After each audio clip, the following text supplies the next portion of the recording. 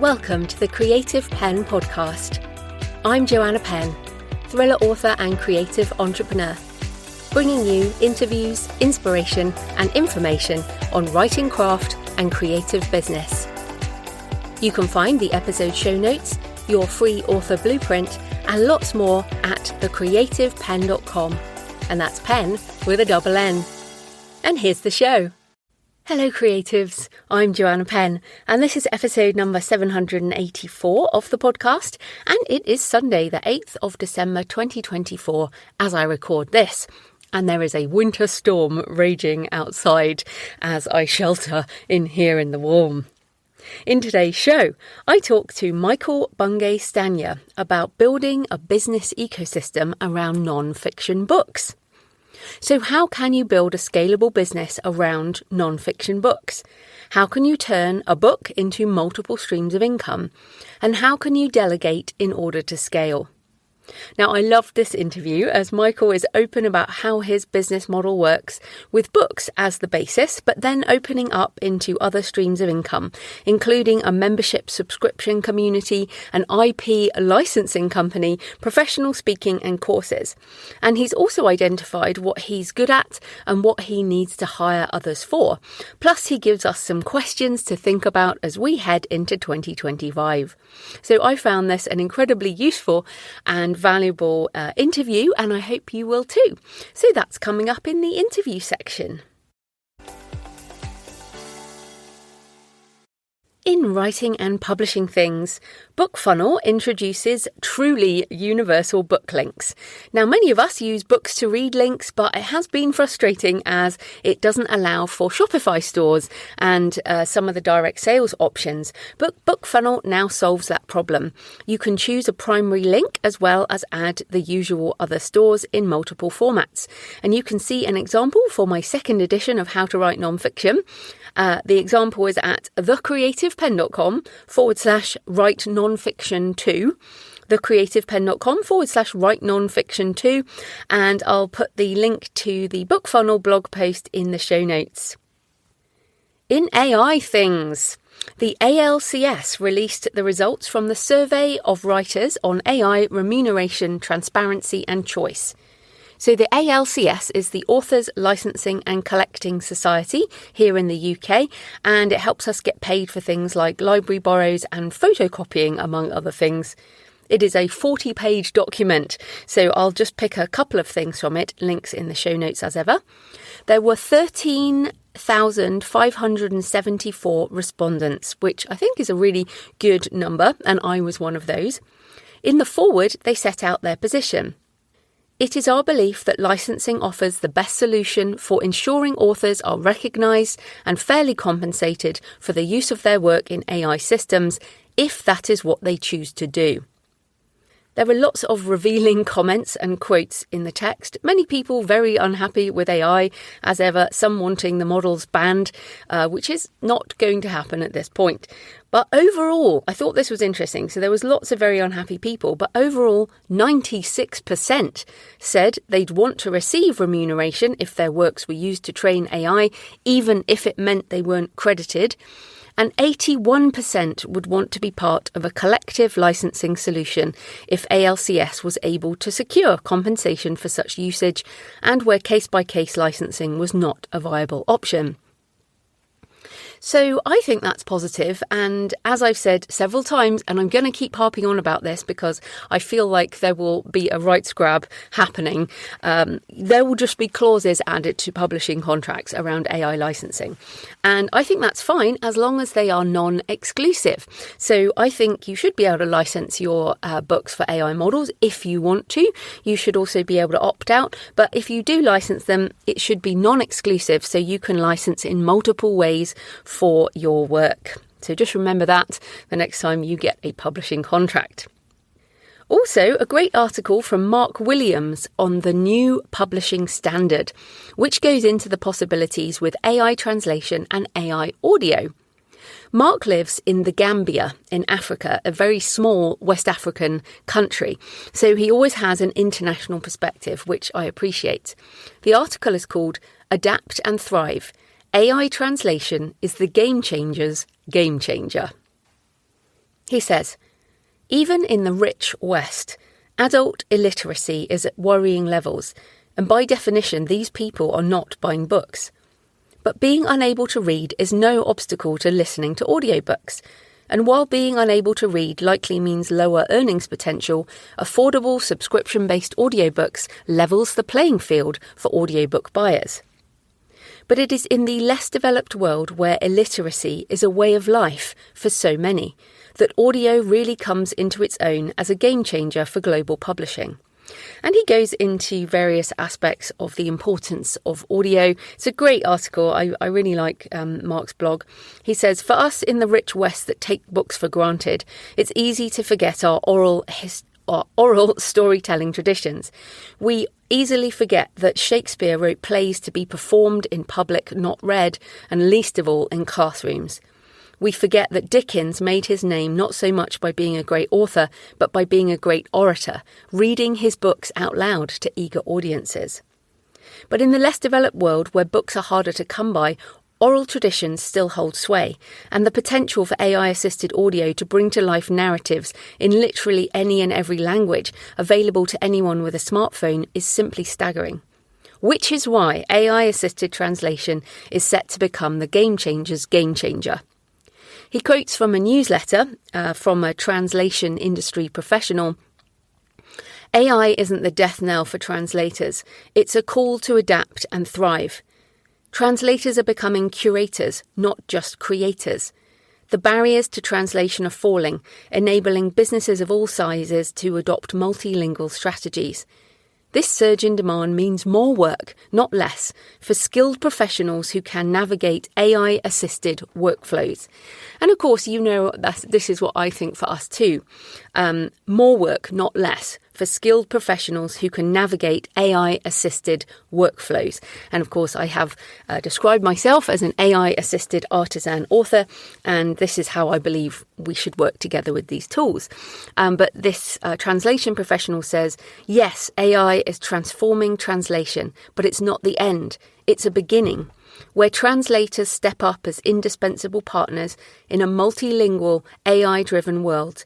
Those who adapt will not just survive, they'll lead the way. Which, as ever, I obviously get excited about. Mark also ends with this reminder. And this is a great reminder to those of us who get obsessed with the basic languages. He says, multilingual does not mean English and maybe Spanish and German, French and Dutch. Multilingual means English and French and German and Dutch and Spanish and Hindi and Mandarin and Arabic and Albanian and Lithuanian and Wolof and Mandinka and isiZulu and Swahili and Yoruba and Hausa and Punjabi and Pashto and Bangla and Thai and Assamese and on and on and on. And I even love reading that sentence. It sounds almost like a spell. He says there are literally thousands of active languages around the world today, many that are not spoken by enough people to be commercially viable as audio or even text in the traditional publishing world, and some that literally have no written form. But in every instance, AI translation in combination with AI audio will soon be able to infuse these languages and their speakers and authors and stories with new life and new possibilities that will make the present-day audio market look like a sideshow. So yes, interesting times indeed. That is on the newpublishingstandard.com. Links in the show notes. But so many things coming with AI translation audio in 2025. So in personal news, I have been doing the formatting for How to Write Nonfiction, the second edition, and that now includes memoir as well. And the pre-orders are up for the ebook and the audiobook and the digital bundles. And they will be available on my store, including the paperback, the special hardback, and some other things, large print, on sale. Well, they're on sale now, they're on pre-sale, but they will be available on the 1st of January 2025 if you buy direct, and on the main stores for the 31st of January 2025. And you can find all the links at thecreativepenn.com/write nonfiction 2. The print pre-orders, I'm doing all of those, getting those ordered. I'm also now recording, editing and mastering the audiobook. Yes, I am narrating that. I'll also be releasing tickets for my one-day workshop. Yes, I'm doing a one-day workshop here in Bath on the 16th of February 2025. On how to write non-fiction. We'll cover craft stuff and business stuff. And I will let patrons know first. And then if you're on my email list, you'll also be notified. And I will also announce on the podcast. So thanks for all your emails and comments and photos this week. A bumper crop. It was great. So I won't read them all, but here's just a few. Sunni says, as a fellow South African author, I can confirm the struggle is real. Kudos to Aisling last week for finding creative ways to get her books into the hands of readers and school children. I'm inspired now to try new ways of marketing to local readers through physical events rather than despairing about the lack of print-on-demand services. Oh, that's so great to hear. And I love encouraging, all of us encouraging each other with these different ideas. Nikki Morrock said on X, I'm listening to today's episode and had to laugh at your calendar note not to schedule anything in December. That is a brilliant and good gift from past you. I'm going to steal that idea because after October's Halloween presentations, I'm always exhausted. Yes, absolutely. I think some people do have winter energy, but I don't. And clearly you don't either, Nikki. So yes, although it's funny, again, I am still doing quite a lot of work. It's not like I'm resting. I'm just trying not to schedule too much stuff. Casper sent a lovely smiley picture of him with his art, and he said, I love listening to the show as I work on the paintings for my novel at my very cluttered art computer table. Hearing about other writers' stories helps motivate me to finish my own. That's great. Mark sent a funny selfie.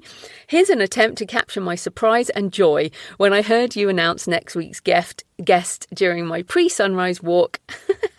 It was very funny. Love MBS, Michael, who's on the show today, such a great person. And finally, Tiana said, I thought this was great. Thank you for the podcast. It's the most informative one out there for indie authors. It's helped me take my career to the next level. Even the ads are useful. Yours is the only podcast where I actually listen to the sponsored ads. And I thought I'd read that because that really helps me with getting sponsorship for the show.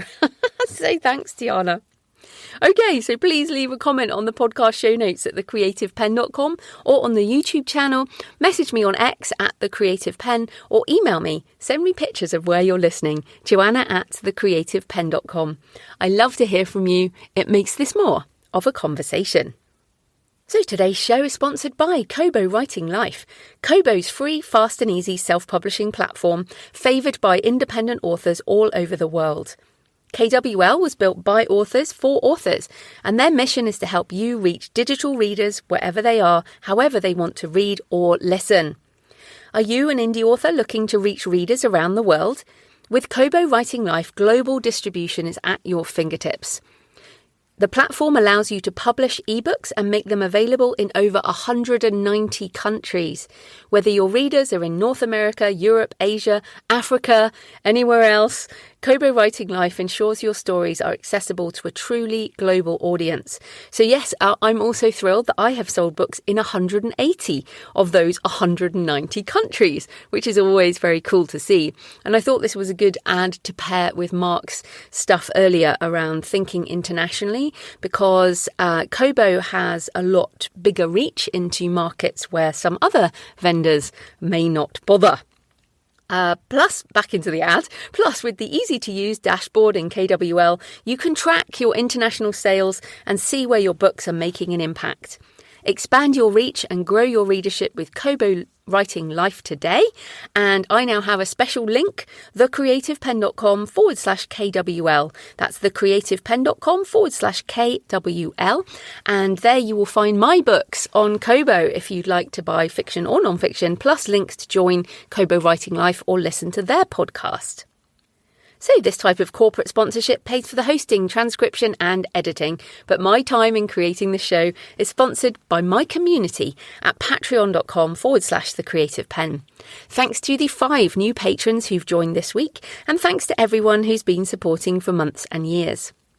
If you join the community, you get access to everything, all the backlist on creativity and writing, AI, mindset, business, and my patron-only Q&A solo episodes. Last week, I did live office hours and I demoed Claude Styles, OpenAI's O1 model, and gave some tips for planning in 2025. What game are you going to play? Because you can't play them all. The replay is out now for patrons in video and audio. The Patreon is a monthly subscription, the equivalent of buying me a black coffee a month or a couple of coffees if you're feeling generous, and you get access to everything, all the backlist content. So if you get value from the show and you want more, come on over and join us at patreon.com, patreon.com/The Creative Penn. Right, let's get into the interview. Michael Bungay Stanier is the best-selling author of 5 books with 1 million copies sold, including The Coaching Habit, How to Begin, and How to Work with Almost Anyone. He's also the founder of training and development company Box of Crayons, a podcaster, speaker, and coach. So welcome to the show, Michael. Joe, I'm so happy to be here. You know, it was earlier this year that you and I were hanging out in a field together, and this this feels warmer and less damp, amongst other things. Yes, indeed. And yes, we were at the Do lectures in Wales, which we're going to come back to. But first up, tell us a bit more about you and how you got into writing and publishing. Well, the seed was planted by having a grandmother who was a writer. So my dad's mum lived in Oxford, England, and she wrote columns for the local newspaper, kind of gossip columns. Her pen name was Culex, which is Latin for mosquito, which I love. But she wrote kids' books and memoirs and plays and radio scripts. She was a really prolific writer. And I think that was probably the early seed, along with my dad being a great storyteller. He would tell stories at night of Sir Michael, that was me, Sir Nigel, Sir Angus, my 2 brothers, and we'd head off and have adventures. So this idea of loving stories and loving writing, I think, was planted pretty early on. And I found in university and in my first careers after university, I would inevitably end up writing the newsletter. In university, I was part of the law newspaper and the English department newspaper. And so writing has just been part of the practice for a long time, which, as you know, is all part of the putting in your 10,000 hours, finding your voice, learning how to write a sentence, starting off copying other people's styles and then trying to find your own style emerging from that. The first time an actual book idea showed up in my head, it was actually this turned into an actual book that I published called Get Unstuck and Get Going. I had this idea that I thought coaching, which was a profession I just started in, I was like, there's a way of doing this that can be more efficient than actually having a coach. And I had this idea, the kids' flip books, where you have like a ballerina's head and a scuba diver's body and a soccer player's legs, and you kind of combine them into these kind of different combinations. I had this idea that you could create a book with different questions. So you'd bring a problem to the book and you'd open it and randomly generate some questions. And voila, you'd have a kind of self-directed coaching practice. And had this idea and wrote some stuff up and went and made some prototypes. And then honestly just couldn't figure out how to publish it because no publisher wanted this and self-publishing felt impossible. So I kind of put it in a drawer until my cousin, Robert, went, that book you were telling me about, this kind of self-coaching book? I noticed you're not doing it. And I was telling my boss about it, and he thought his company could do it. I was like, wait, no, what? So that was kind of the catalyst to me getting a first book published. And after that, I just realized that writing books and producing books and getting them out in the world is one of the best expressions of the way I try and serve the world. I love that. And it's a really interesting story. Just give us a sense of the timeline, because you said there self-publishing would be difficult. I mean, self-publishing that kind of book would be difficult. Yeah. But you've got 5 books now with, I presume, different publishers or self-publishing. Or tell us a bit about that publishing journey and the timeline. Yeah. So let's see. Get Unstuck and Going would have been around about 2006. So before Amazon and others kind of made self-publishing, certainly a regular book self-publishing, kind of normal. Then I self-published another book called Find Your Great Work, and did a print run of like a couple of thousand copies, and I was super excited about it. And a friend of mine went, "Oh, this is good," and he sent it to his editor at Workman, which is a New York publishing house, and they came back and said, "We'd like to publish this." I was like, "Well, I've already published 2,000. They're like, "Well, as soon as those are done, we'll redo this book for you." So in 2010, I think, I published a book with Workman, New York, so regular publishing experience. Then 2011, I partnered with Seth Godin, who is a marketing blogger, author, general kind of guru guy. He had a year where he partnered with Amazon and produced a book a year through them, only created through Amazon. And I created an anthology called End Malaria. It was pretty exciting, actually. We had like 60 people. They all wrote articles around how to do more great work. All the money raised from that book, not just the profit, but all the money, all the revenue, went to Malaria No More. We raised $400,000. We hit number 2 overall on Amazon.com with that. I should say on that, I think, well, one, I'm a fan of Seth Godin and I've talked about him a lot on the show, so my listeners know of him. But also that's how I think I first heard of you for the first time, and I bought that book. And, you know, lots of people bought that book regardless, but to support that as a charitable work. Yeah, it was a project I'm very proud of, because I was like, oh, this is using what I can do, which is write books, which I know a bit about, and connect with people, which I know a bit about, and having the partnership with Seth. I'm like, maybe we can make something cool happen here. So the next book wasn't until 2016, but it was my big breakthrough book. It was called The Coaching Habit. And it was because I spent 4 years trying to pitch this book to Workman, who'd published Do More Great Work, as it became called. And they kept turning me down. I kept writing the book and designing the book and writing proposal. I went through probably 6 or 7 iterations of the book. I did a lot of writing. And they kept saying, no, it's not quite right. We don't like it. Go back and have another go. And at a certain point, Joe, I went, okay, this is it. This is the book. Take it or leave it. Pretty sure that they would take it, because by this stage, Do More Great Work had sold maybe 70,000 copies. So that's a pretty good performance. And I was thinking they would bet on the author, but they didn't. They turned me down.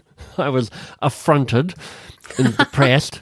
But at a certain point, I was like, there is something here in this book. And so I explored what I thought was going to be self-publishing, emerged into kind of hybrid publishing. I work with a company called Page 2, and they have this hybrid publishing model, which we can dig into. And that came out February the 29th, 2016.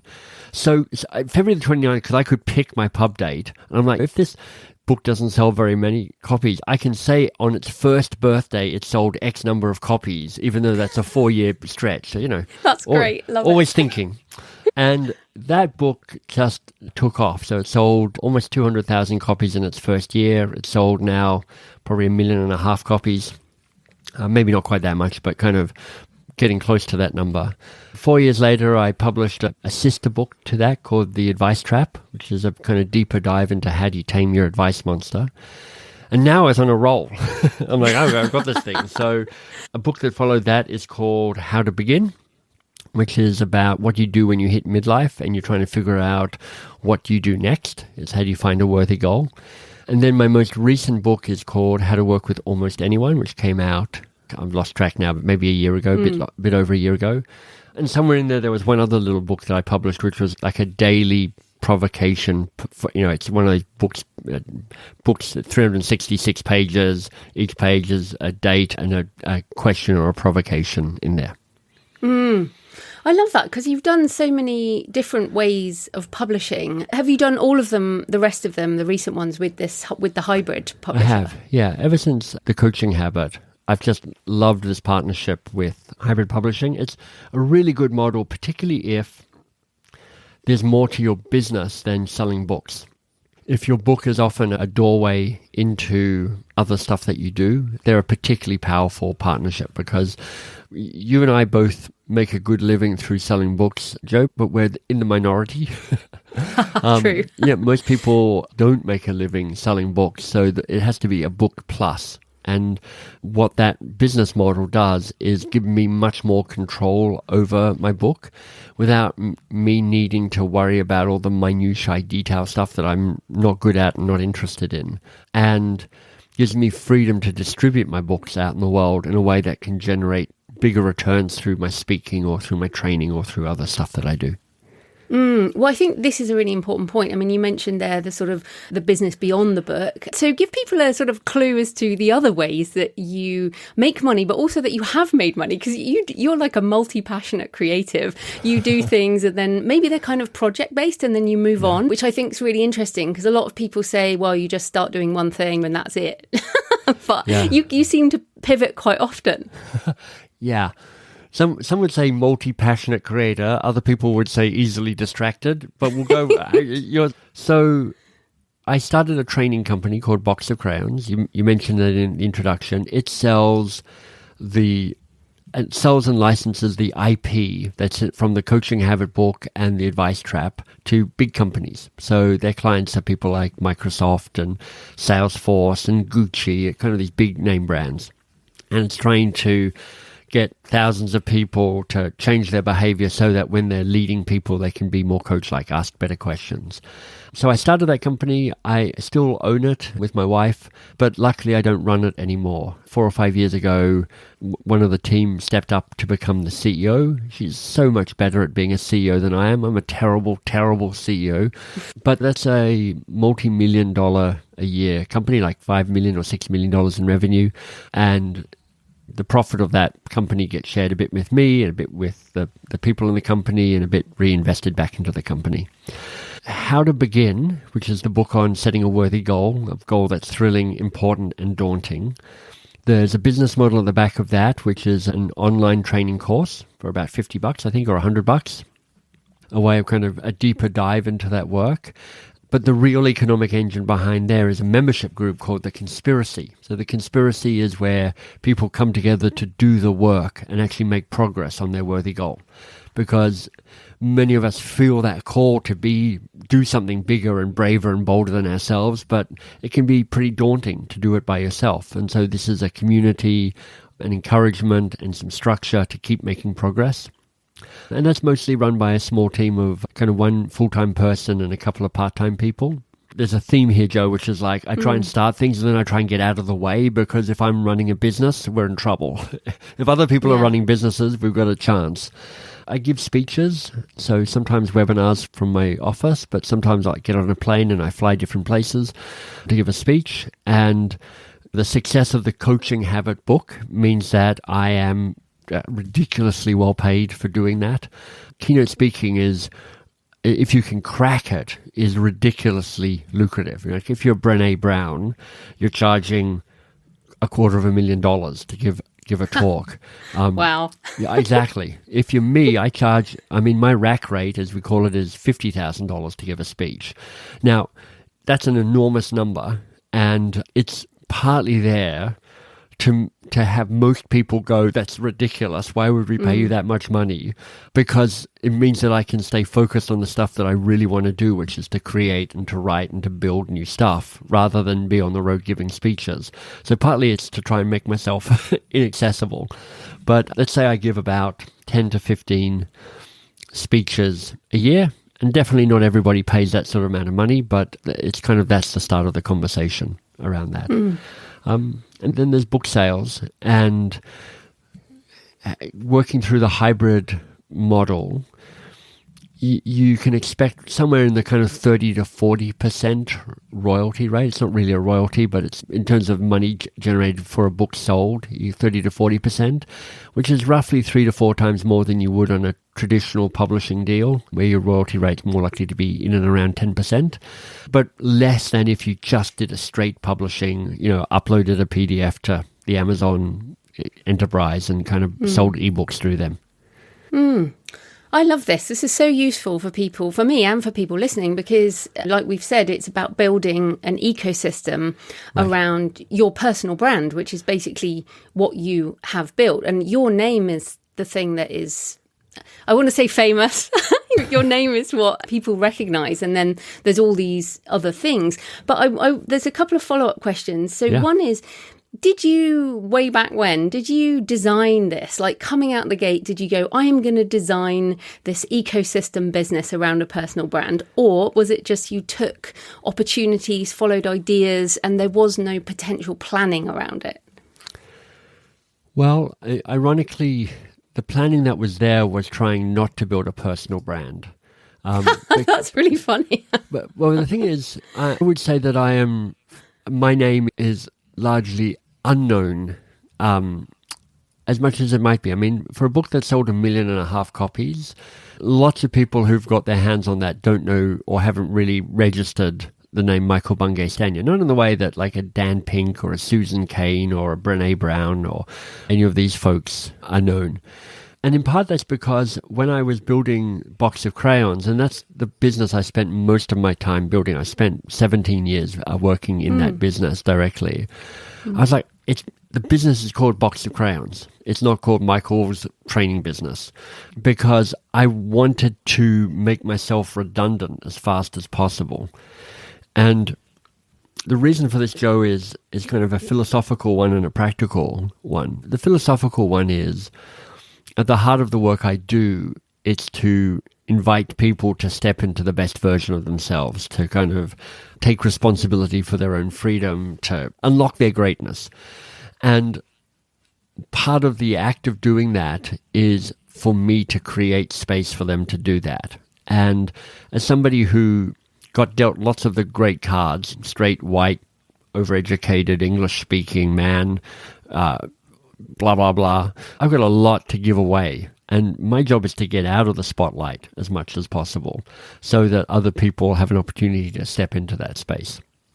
And practically, I want to do that because I'm a fundamentally lazy person. It's like things work better when I'm not involved. And I'm trying to build a life where I'm doing the stuff that I'm best at and I love most. So, some version of podcasting, some version of creating, some version of writing. All of those projects get me most excited. So partly this is trying to find other people to do the work.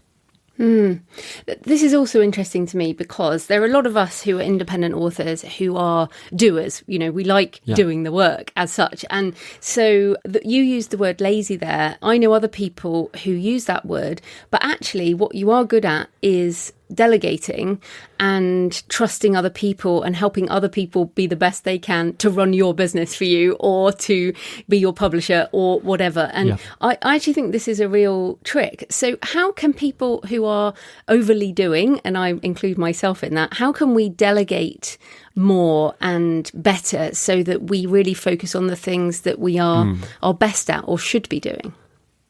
It's a wonderful question. And honestly, I wish I was a much better delegator than I am. I'm still too much of a meddler. But you're right. I've been practicing for quite a long time to try and make myself better at that.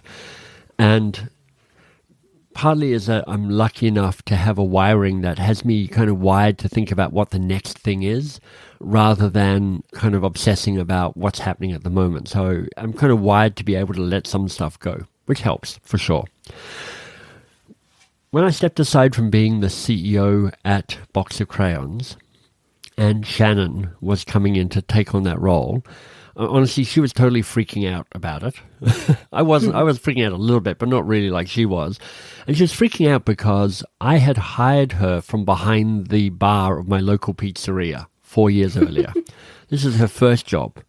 Now, it's her first job, but I hired her as she was in the tail end of her completing her PhD in literature. She's incredibly smart, and I just went, you have a ton of potential.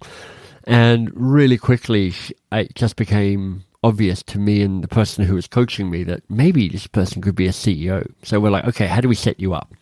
We hired somebody for 2 years to help us in this transition, a year leading up to Shannon becoming the CEO and a year after it. And that was very helpful because that just helped somebody look at the two of us and make sure that we didn't kind of collude in our own destruction, which can definitely happen because founders are terrible at handing over control for the most part. But the other thing we did, Joe, which was really helpful, is we used a tool that comes from Susan Scott's book called Fierce Conversations. And it's based on a tree metaphor. And it sets out 4 different levels of decision making: twig, branch, trunk, and root. And Shannon and I went back and forth to figure out what the decisions were for Box of Crayons. Now, twig decisions are decisions that I will never hear of, just never know about. It's just not in my future life will I ever come across what that conversation was about. Branch decisions are ones that probably I hear about afterwards, either in a conversation with Shannon or maybe her monthly update to the company, which I'm part of. Those are those decisions. Nothing to do with me, but I'll find out about them. Trunk decisions, and this is where it starts getting interesting, are decisions for Shannon to make, but for her to talk to me before she makes them. And root decisions are decisions that I get to make as the owner of the company. And those are categories that are useful for you for whenever you're looking to delegate, to figure out where does the power rest in this decision making. Now, for Box of Crayons, where we got to pretty quickly was to realize that actually I only had 2 root decisions that I could make. One is, do I sell the company or not? And the other was, do I fire Shannon or not? Because in this instance, I wanted this to be Shannon's company that she was running, that I happened to be a shareholder in, not Michael's company that Shannon was managing on my behalf. And it just meant that we came up with a hierarchy around what those decisions are. So that's one tool that helped.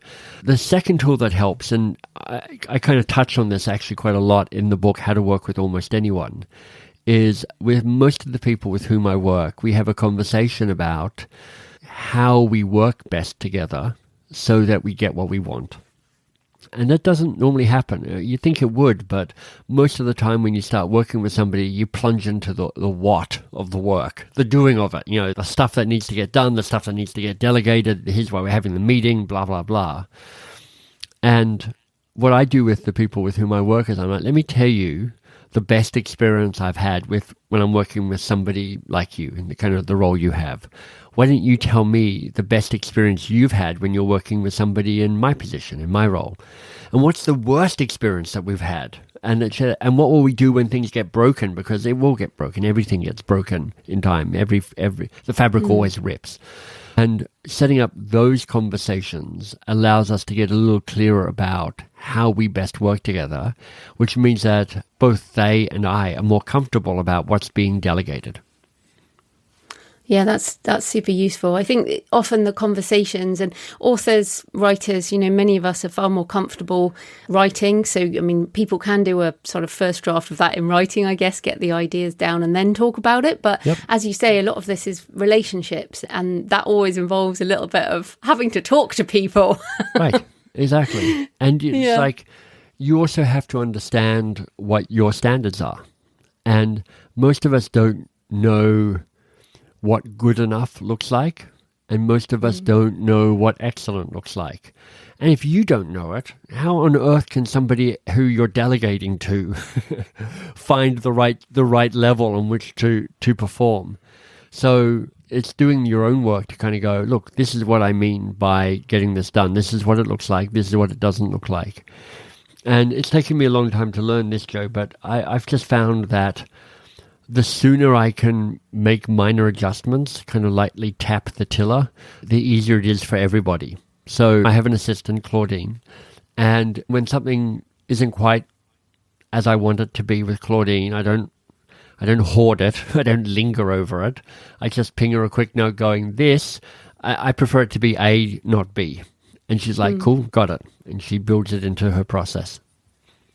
Yeah, that's great. So I wanted to return to your book projects, because you have a premium Do Something That Matters journal coming in 2025. Now, many of us, people listening, we do premium print editions of our books and sprayed edges and foil and all this. And we can do anything now, like pretty much as independents or hybrid as you are, we can do anything. But I know that a journal is tough. So tell us about this journal, why do it, and what have been some of the challenges? Yeah. Doing a journal is tough. When I talk to my page 2 folks, the hybrid folks, they're like, there's a journal mafia out there. You gotta, I mean, it's relatively easy to create a journal. At least it feels easy compared to writing a proper book in inverted commas. So it can be really tempting to all of us to go, look, a journal, how hard is it? It's like throw down a few questions, have a lot of blank pages, add a ribbon, maybe a bit of an elastic thingy to hold it shut, and you're signaling journal.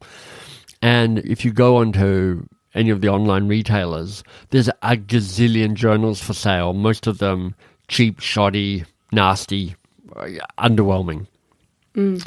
So I was like, why on earth would I do a journal? So with almost every single book I create, I get to a place where I'm like, screw it. It doesn't matter if this doesn't sell. This just needs to be created by me. So I get kind of clear on what success is. And sometimes it's like, it doesn't have to sell that many. It just, I want to get this thing out in the world, and I want it to be created. And so too with this journal, which is like, do I want to do this journal? I've got this idea. I think I know how it might work. And I've got a way of where it connects. It connects to the How to Begin book. So it's part of that ecosystem. So this comes down to understanding what your business and your business ecosystem is. So I'm like, okay, I've got a little marketing machine that is about trying to find people in midlife, trying to figure out what to do. I can sell them the How to Begin book. I can sell them the Do Something That Matters journal. I can sell them the How to Begin course. I can sell them the Conspiracy.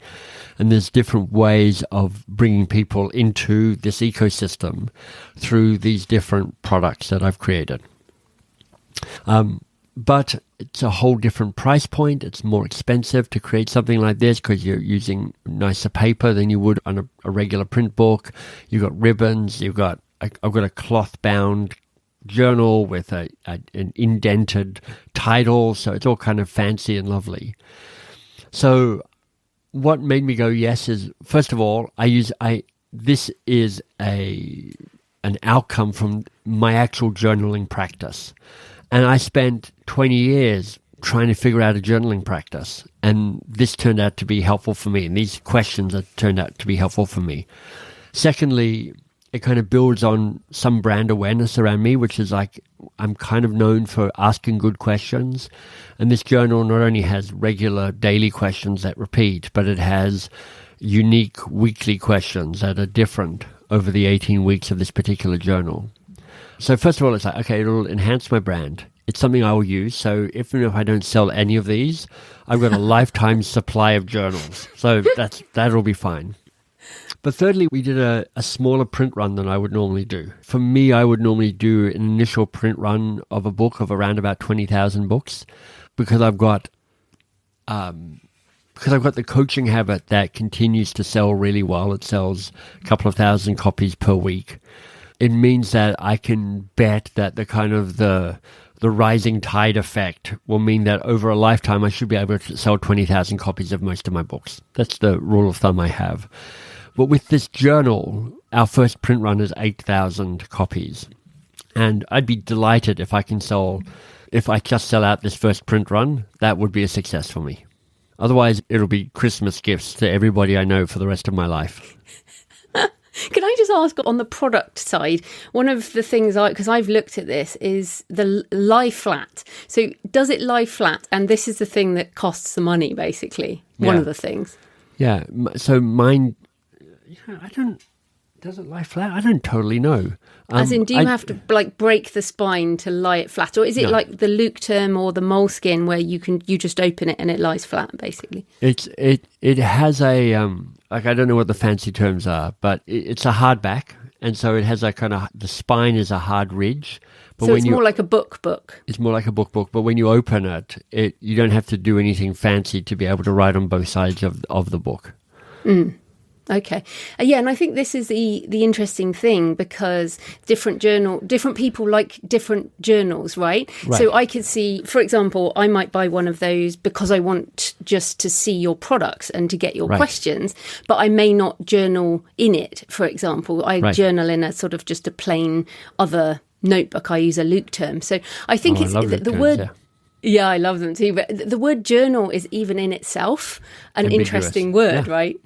That's right, because there's the Leuchtturm ones where you plane, and that's the ones I've used for 10 years. So now I'm moving away from them now with this new journal, or using them differently at least. Then you have kind of the planner style journal, which is write down what you're doing today, write down your top 3 things, write down your intentions, I mean, it's kind of a more, how do I actually hold my universe together?